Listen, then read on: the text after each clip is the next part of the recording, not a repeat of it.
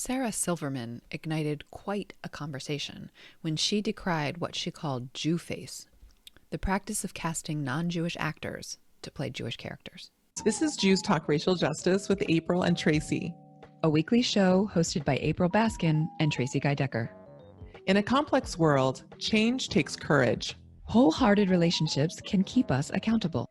So, word on the street is that you read an interesting article this week, Tracie. Yeah, so it was this article in the foreword, published on, October 11th, by Benjamin Ivry.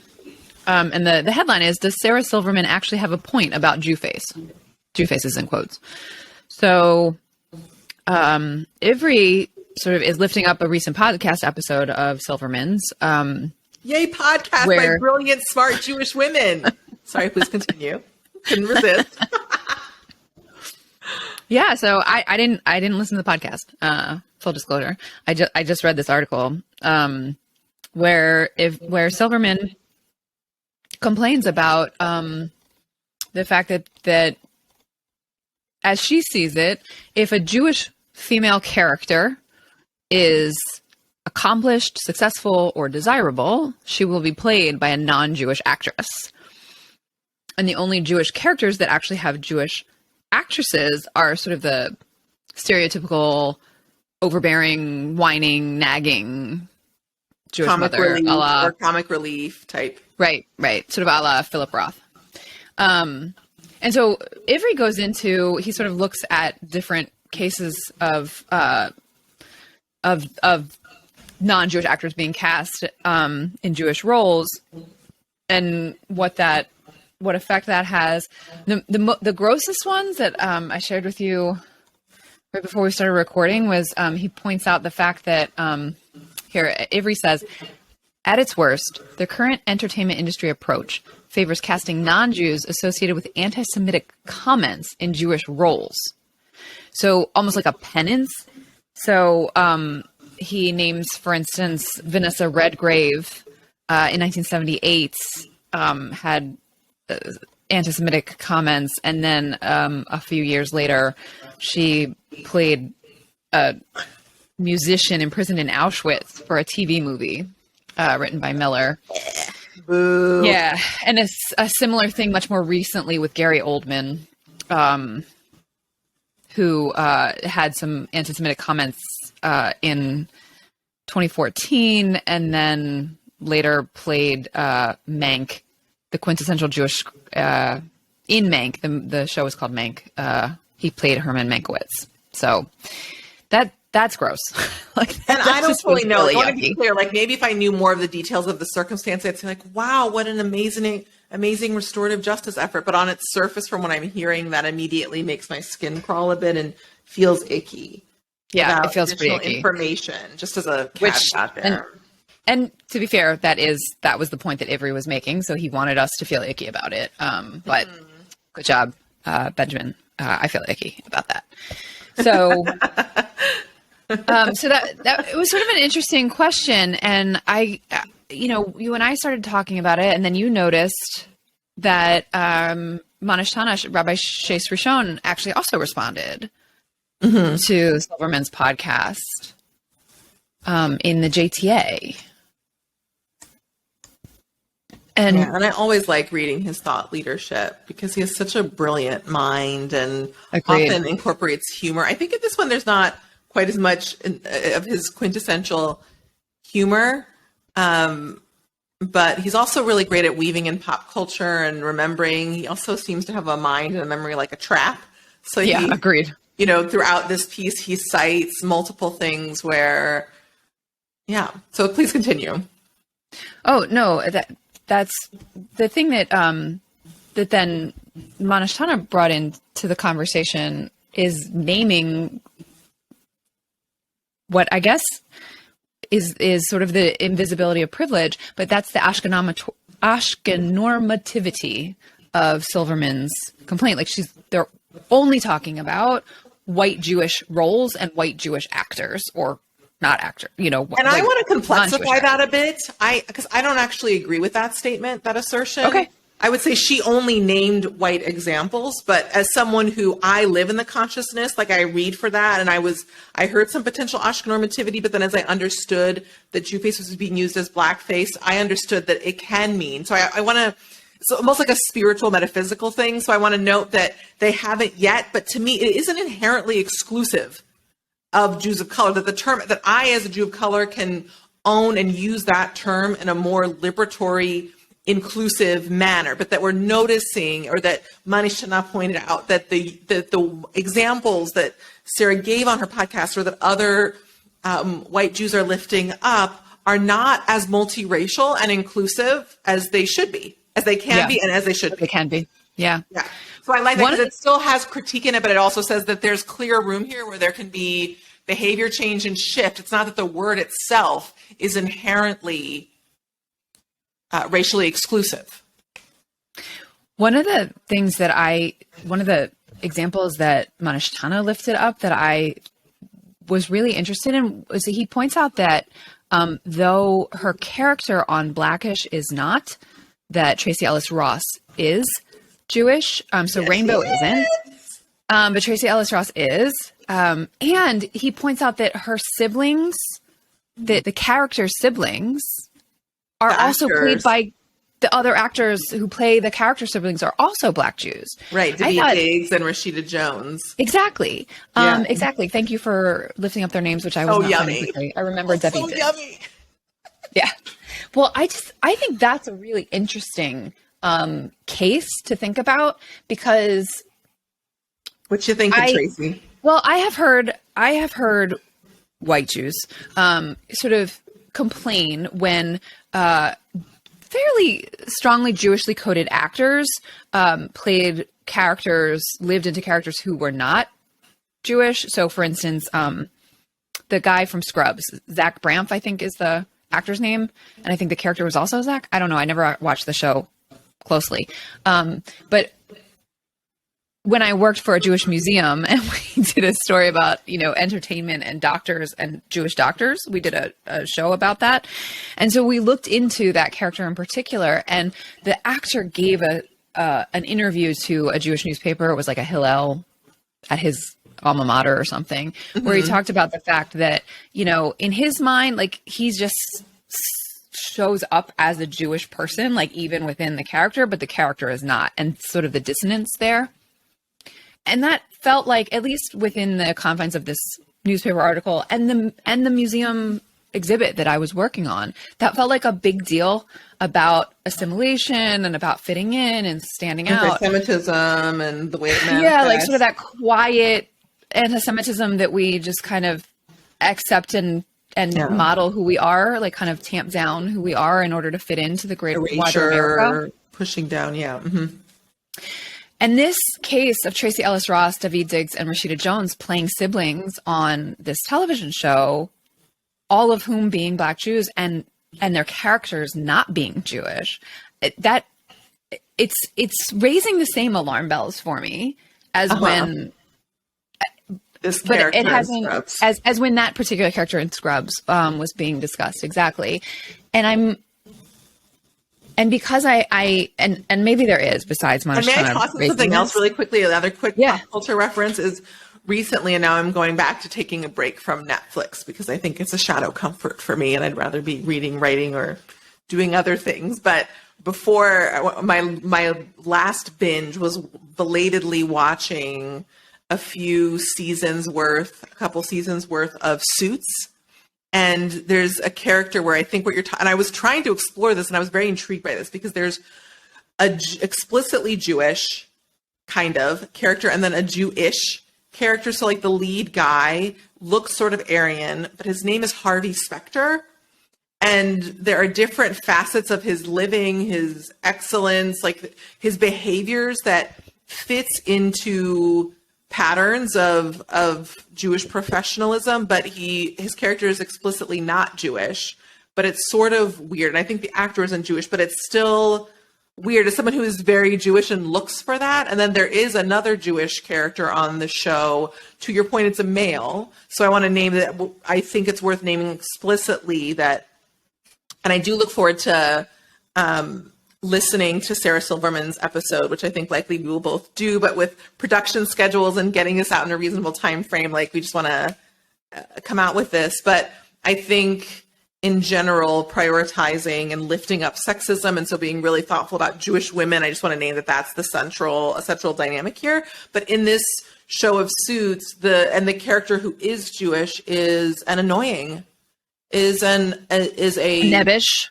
Would you say? Is very nebbishy, is extremely nebbishy, has an obsession with his cat, is very awkward, is very unlikable, continually botches key moments that Harvey, the apparently not Jewish dude with a Jewish name and other characteristics that would lead one to think that maybe he's an assimilated Jew, but it seems, which I would be open to, because many Jews are assimilated, but there's still parts of Jewish identity and peoplehood, whether or not assimilated Jews recognize it or not, that I believe are a part of collective peoplehood patterns that show up within our Jewish people, not universally, but very commonly.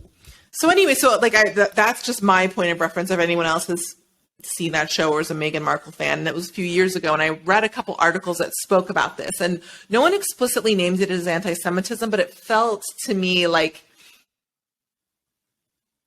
that was a variable at play, and like there wasn't something where I could be, well, actually, although the one character, like it was,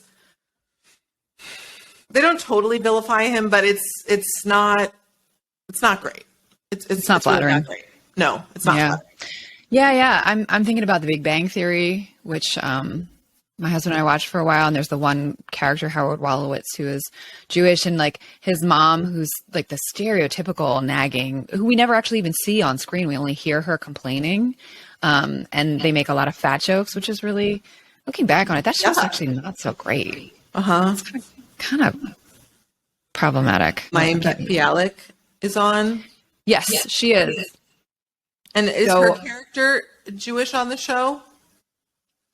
Not explicitly so, no. Which is, again, right. It's given that she's an observant Orthodox Jew, and I'm not, like, to me, whole conversation services that I think are very aligned with our Jews Talk Racial Justice vibe. From my role as a practitioner and leader in the Jewish community around working for almost 20 years to increase the collective power analysis of the community. And I can almost say it in a nutshell here. I think that the very nature of this conversation is a sign of progress, of the collective consciousness strengthening of our people, and to our earlier point, and to what Manish Tana lifts up. It's important to me that as we do that we continue to also reach for expansion and not limited or like racial bias or limitations, and actually say, this is something that affects us as a multiracial Jewish people. This is something that we are seeing. And that doesn't mean that people have to own all of the complexity of that, but also not exclude a significant segment of the community. But, to me, that's also just interesting to notice is as, Manish Tana noted, that some potential hypocrisy or some of the challenging dynamics for some folks, perhaps, in what Sarah Silverman shared, given her history around different jokes she's made at times, and at times when she's performed blackface, according to Manish Tana, and he's solid on his facts. As people of color, times when we say things like that, like I trust that he's correct in that. And it's interesting to me because as I read that, some of these things just live in me a little bit differently. I think as someone who has a pretty rigorous ongoing healing practice, where I spend a lot of time healing from the impacts of racism on my family and on me and my own life and on my own professional trajectory, which I've still managed to thrive in spite of it. But there have been some pretty hefty setbacks, but that's not, I find, for me, where I like to live. but also as I read what Manishna wrote, as over the years I've gotten to see more of Sarah Silverman's work, and also see her evolution and learn more about her. And also it seems like she in time stepped away from some of what I felt was racist comedy and not helpful and not funny.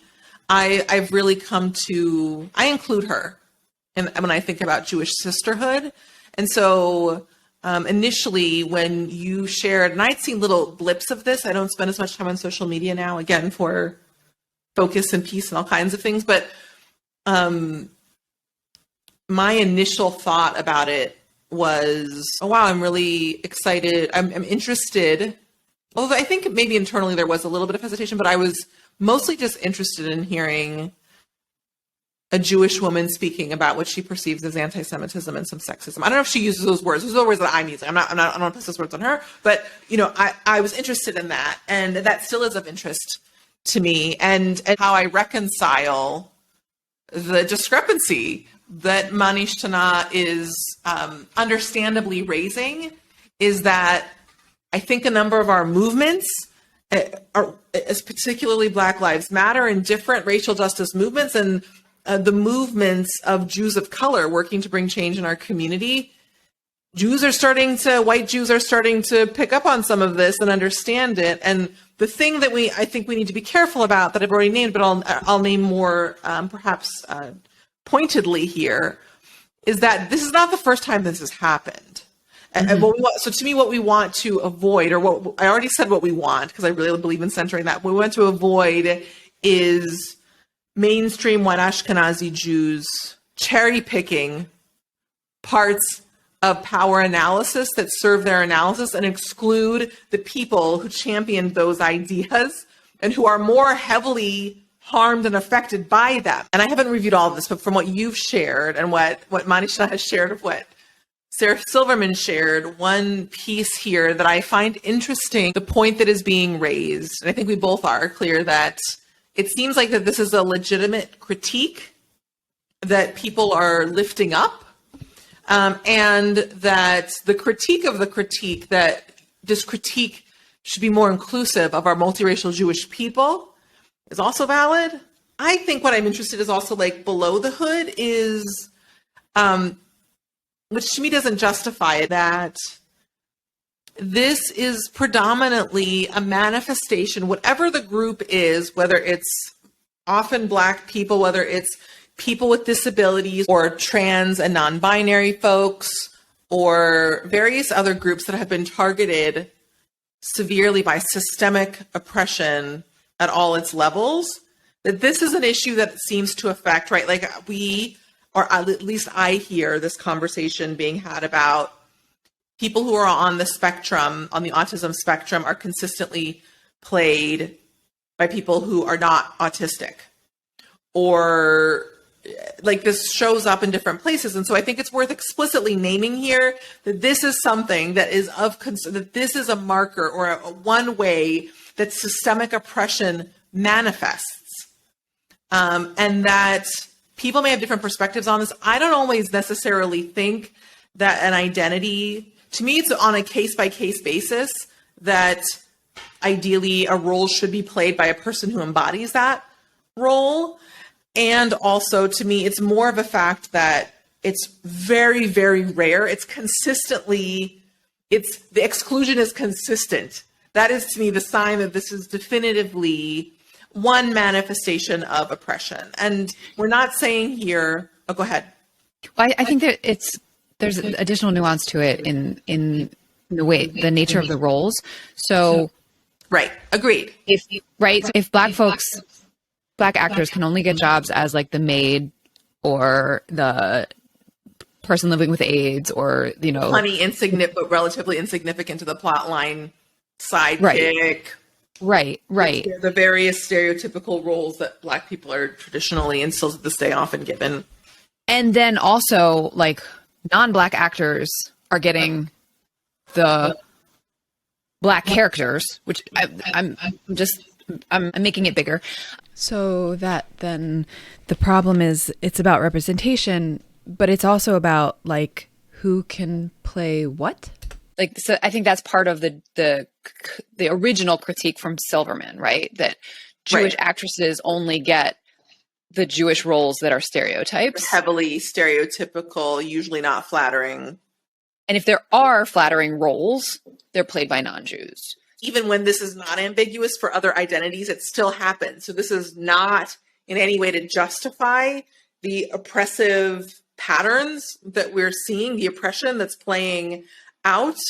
And again, in my perspective of it personally, maybe this will evolve as I continue, which I do, to do ongoing liberation and anti-oppression education. I am not of the mind that every role of a specific identity must be played by a person of that identity. I think, though, that ideally much of the time, or the most of the time, that should be the case. And the fact that it's almost never, or it's only for very stereotypical caricature type roles that happens, is to me a sign that clearly there's a problem. And so I just want to nuance that, because I think at times people get stuck in the either or, and I just want to name that to me there's a little bit of a both and here, that the fact, like, I think likely Sarah Silverman wouldn't be saying it, wouldn't be raising this up and critiquing it if it weren't so stark. If there were examples in the world, if she had and we had multiple examples of complex, brilliant, wonderful, joyous, talented, desirable, and appealing, right? I think Jewish women being played by Jewish women, and then there were also other roles that weren't played by Jewish women, I don't think there'd be much of a conversation here. It's the fact that almost none of them are. This conversation to me is not fully identical to the conversation about blackface. Right. Because of the fluidity, because of the ways in which, because of anti-Semitism in part, and also as a given survival strategy that different Jews took on around upward mobility, and because of a shared, often not always, because of the beautiful and gorgeous and significant presence of Mizrahi and Sephardi Jews, but in terms of some of the early waves of Jewish immigrants coming mostly from Europe, Germany, and then as well as Eastern Europe, that Jews racially don't necessarily have identical, but basically is the whole issue around the fact that a number of Jews have, over generations and even to this day, done a lot of work to assimilate heavily into whiteness. And you know, so when Joan Rivers came up, I was like, that's interesting, right? Because she dyed her hair blonde, I'm pretty sure, and I think she may have had surgery. And if she didn't, then a number of other Jews did and changed their names from, you know, like when I always find it interesting when I think someone's Jewish or I know someone's Jewish and I go to see, you know, they have their stage name like King or Rivers or any number of other things. And then, you know, and you look them up and it's like Stanowitz or whatever, but you know. Manishtana offers whitewashing as an alternative description to what Silverman calls Jewface. And I think that speaks to actually the fact that there has been whitewashing of Ashkenazi Judaism within America, both from without and from within. I don't know that I like whitewashing. I think I like Jewface better because I don't think Jewface is inherently, if it was like Ashkenaz Jewface or something, like I don't think that Jewface is inherently Ashkenormative, but whitewashing, I'll reread what